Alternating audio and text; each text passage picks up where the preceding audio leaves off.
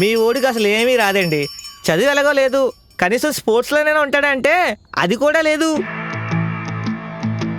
ఏమొచ్చిరా అంటే గోళీలాట వచ్చంట.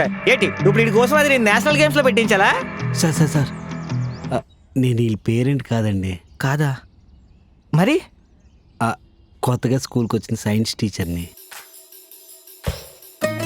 ఏంటండి బాగా టెన్షన్ అవుతున్నారు? ఫస్ట్ డే కదండి. వాళ్ళు ఏమైనా సింహం పిల్ల పులి పిల్ల అండి, చిన్న పిల్లలు. దానికి ఎందుకండి ఎంత కంగారు? లైట్ తీసుకోండి. ఇప్పుడు ఈ భూమి చుట్టూరుగా చంద్రుడు ఉంటాడు కదా, ఇలా తిరుగుతూ ఉంటాడు. పల్లవి, తెలుగు టీచర్. పల్లవి మేడం, డస్ట్ ఒకసారి ఇవ్వరా? బోర్డు చేరి మళ్ళీ ఇచ్చేస్తాను. థ్యాంక్స్ అండి.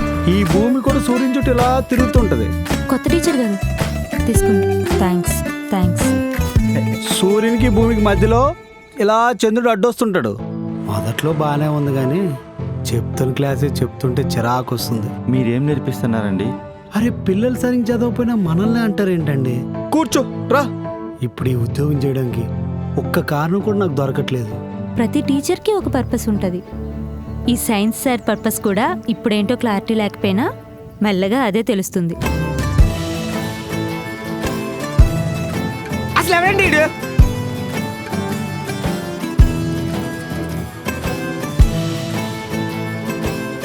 జెంట్స్ కూడా ఒక బాత్రూమ్ ఉంటే బాగుంది.